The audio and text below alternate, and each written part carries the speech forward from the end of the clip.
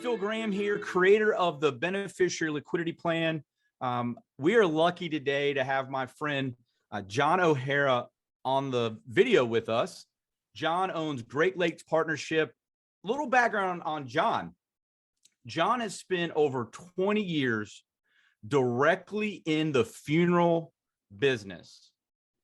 From a young age, he was working inside the four walls of the funeral home, done a lot of different jobs, and since then has started a consulting business that works directly with funeral homes. He's been inside of thousands of funeral homes all across the country and is actually married to a lady who is also in the funeral business. So there aren't many people in the country that have more experience working directly with families, working directly with funeral homes on these difficult times that unfortunately we're all going to go through at some point in our life, and that's losing a loved one and what actually happened. So we have John on the call today. We're going to ask him some questions, get his feedback.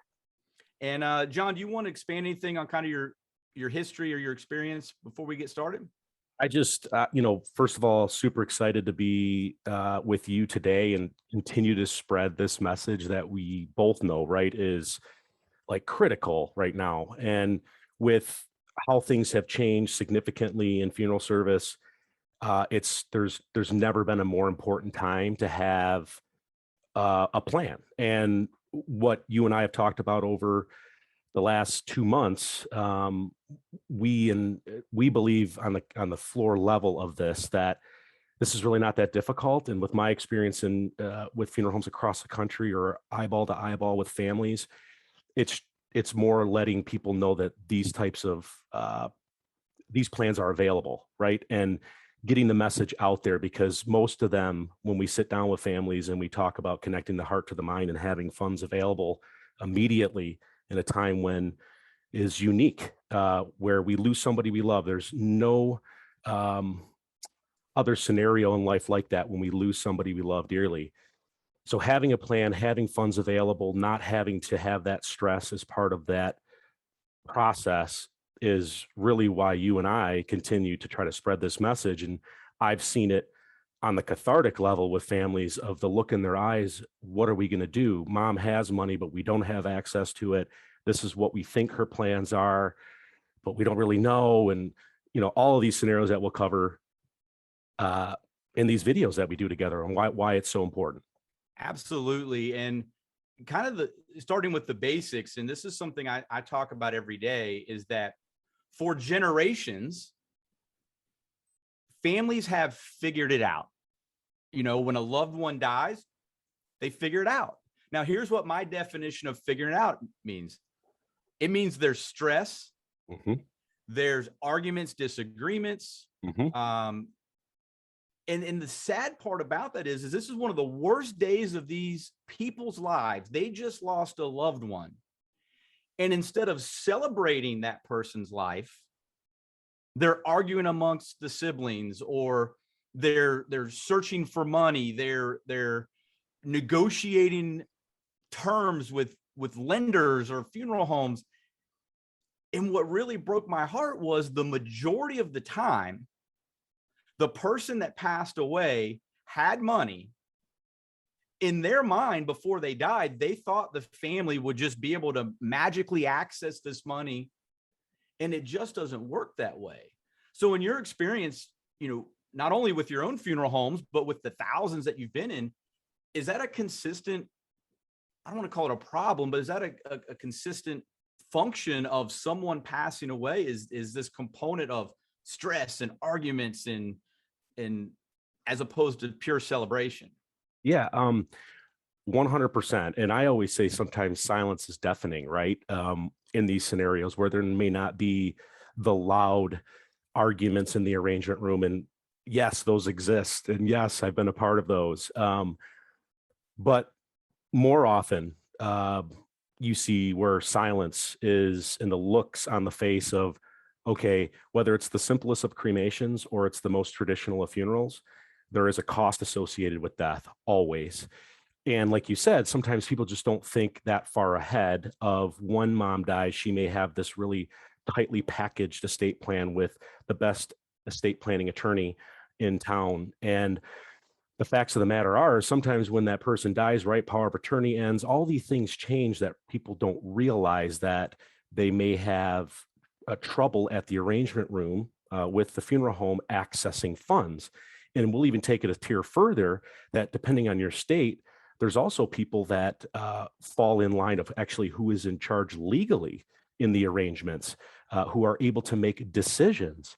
So there are a lot of moving parts that people, and rightfully so, right? Who wants to talk about death? Like Right. it's when you make a purchase on a funeral, it's a problem aware purchase, right? And it's far more problem aware than we have a leaky roof and go on Google and search for a roofer. But that is the same type of, I guess, problem, right? We have to have a solution. And just like we don't want to have our roof fixed, we sure as hell times 10 do not want to make funeral arrangements for somebody we love. However, a lot of times people wait to the time when the problem is there and then have to make 150 decisions. Yes, 150 decisions. So that's labor intensive to begin with, to make all of those decisions in 1 2 hour meeting with a funeral professional. And And yes, your mental capacity is probably not at 100% if you're absolutely the not. loved one dealing with that. And the scenarios could be all over the map. A sudden loss. They've been in hospice for 2 weeks. It's been a long drawn out where the family is just exhausted. The death of somebody young. I mean, there's so many scenarios that, to me, a lot of these decisions, including the financial piece, need to be and should be talked about in advance. And I've never had one person in my career who has planned ahead and that family's experienced a death, and that family has never turned around and said to me, I am so bummed out that my mom had this all figured out, Right. from the emotional decisions, the legal, and now this financial piece, right? It's never happened. It never will.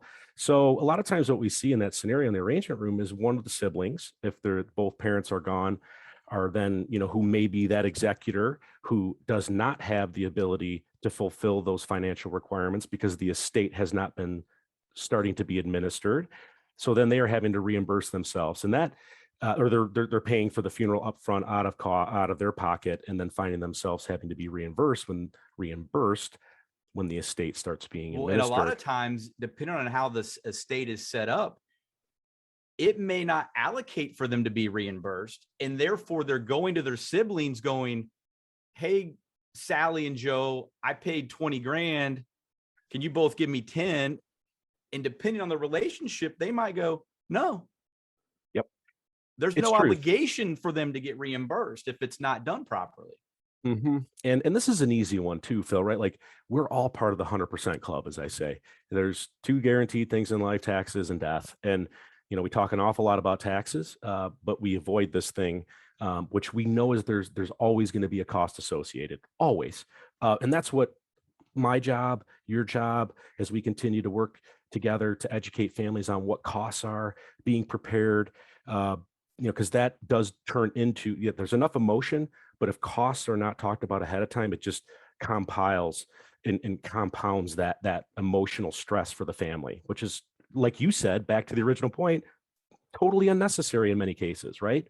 So when that comes to why we created the beneficiary liquidity plan. absolutely. And what I'm so passionate about is that if families already have any kind of assets that they've earmarked in their mind that when I pass, this is what my family's going to use. Mm-hmm. They're not buying more inheritance. They're not making premium payments to leave more money for their family. It's taking those dollars, no matter what dollar amount it is, that they want their family to use, and simply, easily, and quickly setting it up properly in advance. That's the key, in advance, so that on one of the worst days of the family's life, the day they pass away, they can access that money immediately, which eliminates the burden, the stress, the arguments, the disagreements. It doesn't matter if your kids have money or not. It causes problems We want to eliminate that. And I believe 100% of my heart, because you're not buying anything and we're simply going a little bit of money from your left pocket to your right pocket, there's two reasons that people would not want a beneficiary liquidity plan. The first reason is they don't have any money. Because remember, we're not creating any more money for the family. This is money that's already going to the family. So if someone doesn't have any money at all, that's a whole different scenario, but the beneficiary liquidity plan is not a solution for them. You ready for the second reason? Please. They don't like their beneficiaries. Which can be fixed, That's right? okay. But right. I had this gentleman in Chicago that said, Phil, my kids are getting $1 million and I'll be dead. What do I care? I'm not going to argue with the guy. That's his feelings. But what we found is that the majority of people don't want to be a burden to their family. They want to make sure that the funeral costs are covered. And we're going to go into a lot of those expenses in another segment, but Sure. The funeral costs are covered. Travel expenses are covered. Celebration of life, other bills that may need to be paid. It's not just the funeral or cremation. There are a lot of other expenses that somebody's having to pay for.